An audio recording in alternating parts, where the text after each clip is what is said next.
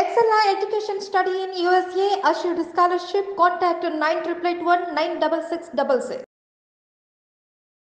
నమస్తే, welcome to iDream. నేను Maheshwari. Social media ప్రభావం ప్రజల మీద ఎంతవరకు పడుతుంది? ట్రోల్స్, మీమ్స్కి గురయ్యి చాలామంది సూసైడ్ చేసుకునే పరిస్థితులు వస్తున్నాయి. నిన్న మొన్న కూడా మనం చూసాము, ఒక అమ్మాయి ఈ ట్రోల్స్కి గురయ్యి తను ఆత్మహత్య చేసుకునే పరిస్థితి వచ్చింది. వాళ్ళ మానసిక పరిస్థితి ఎందుకు అలా తయారవుతుంది? ఈ ట్రోలర్స్కి ఎలాంటి కౌన్సిలింగ్ అవసరం? దీని గురించి చాలా క్లియర్గా తెలియజేసుకుందాం. మనతో పాటు ఉన్నారు ప్రముఖ సైకాలజిస్ట్ ప్రతిమ గారు. వారితో మాట్లాడి. నమస్తే అండి. నమస్కారం ప్రతిమ గారు, మనం ఒక 2 days బ్యాక్ మనం చూసాం ఒక న్యూస్. అదే కాదు, చాలా మంది కూడా ఈ ట్రోల్స్, మీమ్స్ రిసీవ్ చేసుకోలేక సూసైడ్ చేసుకునే పరిస్థితులు వస్తున్నాయి. ఎందుకని వీటిని అంతా సీరియస్గా తీసుకోవాల్సిన అవసరం ఏముంది? సీరియస్గా తీసుకోవాల్సిన అవసరం ఏముంది అని అడిగితే, అంటే నేను వీడియో చేసుకుని నేనేదో పాజిటివ్ ఫీడ్బ్యాక్ ఇస్తారని, జనాలు నన్ను కొంచెం అప్రిషియేట్ చేస్తారనో, లేకపోతే నాకు ఒక మంచి ఐడెంటిఫికేషన్ వస్తుందని చెప్పో నేను ఏదో వీడియో చేసి పెట్టుకుంటాను. సో లైక్ చేసేవాళ్ళు చాలామంది ఉంటారు. దాంట్లో వీళ్ళు ట్రోల్స్ కూడా కొంచెం ఏంటంటే అసభ్యంగా కమెంట్ ఇవ్వడం, ఒక హ్యూమిలియేట్ చేస్తున్నట్టు, ఇరిటేట్ చేస్తున్నట్టు, ఫ్రస్ట్రేషన్ తెప్పించేటట్టు కమెంట్స్ ఇవ్వడం. సో అదేంటంటే, నేను చాలా సెన్సిటివ్ ఉంటే ఒకవేళ నేను అది తట్టుకోలేను. నాకు తెలుసు మంచి వాళ్ళు ఉంటారని తెలుసు, చెడ్డవాళ్ళు ఉంటారని తెలుసు.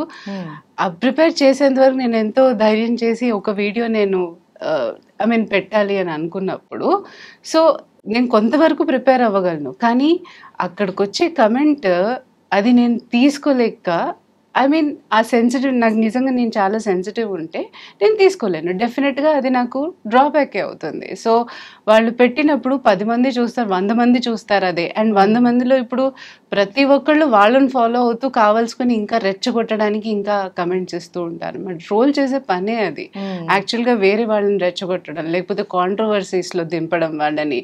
వీళ్ళు ఫ్రస్ట్రేట్ అవుతారా, ఇరిటేట్ అవుతారు. వీళ్ళు ఫ్రస్ట్రేట్ అయ్యి ఇరిటేట్ అయినప్పుడే వాళ్ళకి చాలా ఆనందం వస్తుంది. సో వాళ్ళు చేసే పని అది నాకు నచ్చకపోవచ్చు. కరెక్ట్. సో అది నాకు అవమానం. కరెక్ట్. అందరూ చూస్తున్నారు, అందరూ అంటే నా ఫ్రెండ్స్ కూడా చూసుంటారు, ఫలానా వాళ్ళని తెలుసు ఉండుంటారు. సో ఆ గిల్ట్ నాలో ఉంటుంది. డెఫినెట్గా ఒకళ్ళు ఏదైనా వీడియో పెట్టినప్పుడు దాని కమెంట్స్ వచ్చినప్పుడు కొంతమంది తీసుకోలేరు. సో ఎంత వాళ్ళు ప్రిపేర్డ్ అయ్యి ఉన్నా అది వచ్చే సివియారిటీ, వచ్చే కమెంట్స్ అంటే ఎంత హార్ష్గా ఉన్నాయో దాన్ని బట్టి వాళ్ళు డెఫినెట్గా అలా రియాక్ట్ అయ్యే ఛాన్సెస్ ఉంది. అలా రియాక్ట్ అయినప్పుడు గిల్ట్ ఫీల్ అయ్యి, అంటే నేను ఇంక దేనికి పనికి రాకపోవడం, అదో కాన్ఫిడెన్స్ దెబ్బతినడం, వాళ్ళది లో సెల్ఫ్ ఎస్టీమ్ అంటాం కదా, అలా అయిపోవడం, యాంగ్జైటీ, డిప్రెషన్, ఇవన్నీ న్యాచురల్గా వస్తాయి. అండ్ సూసైడల్ థాట్ అనేది ఆఫ్ కోర్స్ అది డిప్రెషన్కి వెళ్ళింది అని అంటే ఇంకా అవి తట్టుకోలేకుండా డెఫినెట్గా అటెంప్ట్ చేసుకునే పరిస్థితి అయితే వస్తుంది వాళ్ళకి. అయితే ప్రతిమ గారు, ఈ ట్రోల్స్ కానీ కామెంట్స్ చేసేవాళ్ళు ఎందుకు ఇది ఆలోచించలేకపోతున్నారు? అంటే మనం మాట్లాడే మాటలు ఎదుటి వ్యక్తిని ఒక ఆత్మహత్య చేసుకునే స్టేజ్కి తీసుకెళ్తున్నాయి, మనం చూస్తున్నాం కదా. అయినా మనం ఎందుకు ఇలా కామెంట్స్ చేయాలి? మనం చేసే కామెంట్ వాళ్ళు ఎంత బాధ పెడుతుంది అని ఆ మినిమం కామన్ సెన్స్ లేకుండా ఉండిపోతుంది జనాలలో. ఎందుకు వాళ్ళ మానసిక పరిస్థితి ఎదుటి వాళ్ళని బాధ పెట్టి వాళ్ళు పైశాచిక ఆనందం పొందే స్థితిలోకి ఎందుకు వచ్చారు వాళ్ళు? ట్రోల్స్ అంటేనే అది. యాక్చువల్లీ ట్రోల్స్ అన్న వాళ్ళు ఎలా అంటే, మనం చేపల్ని వల వేసి పట్టుకుంటాం కదా, సో వీళ్ళు మనుషుల్ని అలా వేసి పట్టుకుంటారనమాట. సో ఎవరైతే నిజంగా ఫ్రస్ట్రేట్ అవ్వాలో, వాళ్ళని ఇరిటేషన్ చేయాలో, ఇలాంటివన్నీ టార్గెట్స్ ఉంటాయి వాళ్ళకి. ఇప్పుడు కాంట్రవర్సీస్ అని ఇట్లాంటివన్నీ వస్తుంటే వాళ్ళకి అంతే ఆనందం. హ్యూమన్ ఇమోషన్స్ తెలుసుకొని, హ్యూమన్ నిజంగానే వాళ్ళు బాధపడతారు, నేను ఇలా చెయ్యకూడదు అన్న నిజంగా థాట్ ఉన్న వాళ్ళైతే ఇలా ఎందుకు చేస్తారు? సో వాళ్ళు ఆ కేటగిరీకి చెందిన వాళ్ళు కాదు. సో బేసికల్గా వాళ్ళు ఫన్ ఫ్యాక్టర్. కొంతమంది ఉంటారు ట్రోల్స్లో కూడా, డిఫరెంట్ ట్రోల్స్ ఉన్నారు. కొంతమంది చాలా టిపికల్గా ఉంటారు, కొంతమంది నార్మల్ ఫన్ ఫ్యాక్టర్ కోసం చేస్తూ ఉంటారు. అంటే వీడి మీద కమెంట్ వేస్తూ ఇంకో 10 మంది వేస్తే వీళ్ళందరూ కలిసి నవ్వుకుంటూ ఉంటారు అనమాట. సో అలాంటి టైప్ వాళ్ళు. కొంతమంది ఏంటంటే హార్ష్ ట్రోలర్స్ అని అంటారు. వాళ్ళని ఏంటంటే సైబర్ బుల్లింగ్ కూడా మీరు వినే ఉంటారు. సో వాళ్ళు ఎలా అంటే రేసిజం, రేసిజం అండ్ ఇంకోటి సెక్షువల్ ఎక్స్ప్లాయిటేషన్ చేయటం అండ్ ఎస్పెషల్లీ టీన్స్. అండ్ ఇప్పుడు చూస్తూనే ఉంటారు, out of 3 teens, I mean at least one is getting affected with the cyberbullying అన్నమాట. డెఫినెట్గా ఎక్కడో అక్కడ ఫిజికల్గా కానివ్వండి, ఇలాంటి ఇంటర్నెట్ ఆన్లైన్ ఎక్స్టార్షన్స్ కానీ చాలా జరుగుతున్నాయి బయట. సో వాళ్ళకి ఆనందం ఇదే. వీళ్ళల్లో ఏంటంటే, వీళ్ళని ఏమంటారంటే యాక్చువల్గా చెప్పాలనంటే డార్క్ ట్రైడ్స్ కానీ డార్క్ టెట్రైడ్స్ కానీ అంటారు వీళ్ళలో ఇద్దరు. సో క్వాలిటీస్ ఎట్లా ఉంటాయి, ఒక సేడిజం, మ్యానిప్యులేషన్, మనుషుల్ని మ్యానిప్యులేట్ చేసి వాళ్ళని ఎట్లా అన్నా దింపాలని చెప్పి, ఇంకోటి సైకోటిక్ డిజార్డర్స్తో, ఐ మీన్ సైకోపాథిక్ అంటాను కదా, ఆ కండిషన్స్ ఉంటాయి. సో అలాంటప్పుడు వాళ్ళకి anti social symptoms like sympathy లేకపోవడం, మనుషులంటే ఎంపతి లేదు వాళ్ళకి. ఐ మీన్ ఒక what you say in Telugu, జాలి, అయ్యో పాపం వాళ్ళకి ఎమోషనల్ గా ఏమీ ఉండదు వాళ్ళకి. So that's the reason why వాళ్ళకి అదే టార్గెట్ కావాలి. సో దాంట్లో నార్సిసిస్టులు ఉంటారు. అండ్ ఇది చెప్పాలనుకుంటే ఇంకా కొంచెం, I mean it is a personality disorder అనమాట వాళ్ళకి. సో ఇలాంటి లేని వాళ్ళు మోస్ట్ ఆఫ్ దెమ్ అలా ఉండే ఛాన్సెస్ ఉంది ట్రోలర్స్లో.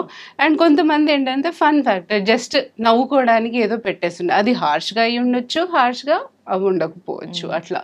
సో డిపెండ్స్ అనమాట. సో దీన్ని బట్టి ఎలాంటి వాళ్ళు ఉంటారు అన్నది మనకు తెలుసు ఈ ఇంటర్నెట్లో. సో ట్రోల్స్ అనేవాళ్ళు నిజంగానే వాళ్ళకి ఏదో ఇంటర్ప్రిటేషన్ ఇవ్వడము కానీ, లైక్ దాని మీద ఏదైనా చర్చ చేయడము అని కాదు ఉద్దేశం అక్కడ.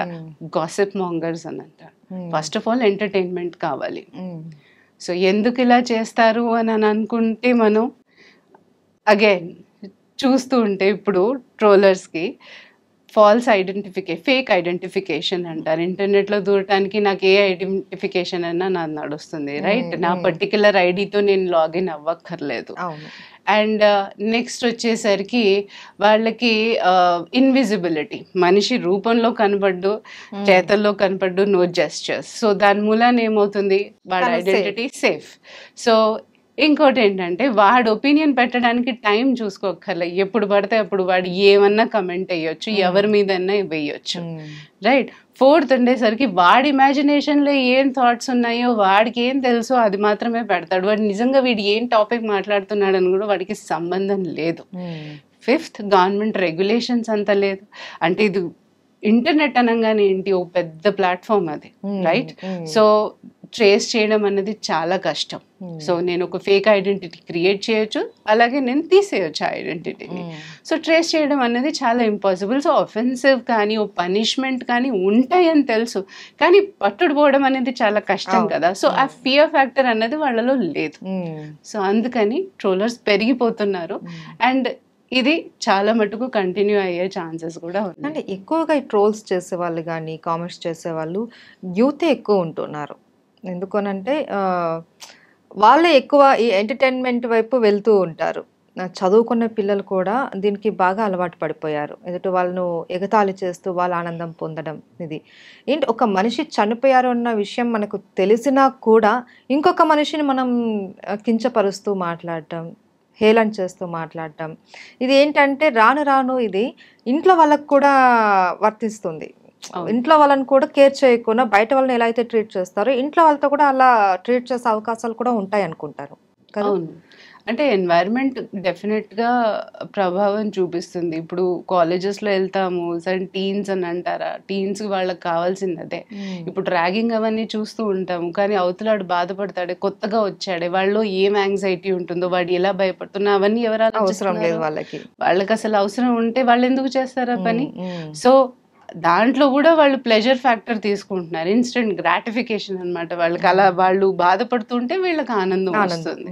సో అలాంటి మైండ్ సెట్ ఉన్న వాళ్ళు ఇలాంటి వాటికి ఎక్కువ టెంప్ట్ అవుతూ ఉంటారు. అండ్ వీళ్ళు టెంప్ట్ అవ్వడం కాకుండా అవతలాడు నిజంగా మంచి స్వభావంతో ఉన్న వాళ్ళని కూడా ఇలాంటివన్నీ చూపించి పాడు చేస్తూ ఉంటారు పిల్లలు. ఏదైనా సెల్ఫ్ వాళ్ళకు వాళ్ళు ఇంకా రియలైజ్ అవ్వాలి, మన వెళ్తున్న దారి రాంగ్, మనం కరెక్ట్ చేసుకోవాలి కరెక్ట్ అన్నట్టు వాళ్ళకి ఏంటంటే చిన్నప్పటి నుంచి కొంచెం డిసిప్లిన్ వీటివి ఏంటంటే అవేర్నెస్ పెంచడం, ఒకళ్ళని హాని చేయకూడదు. పేరెంట్స్ కూడా అలాగే ఉండాలి, అలా స్కూల్స్లో కూడా వాళ్ళకి చెప్పాలి.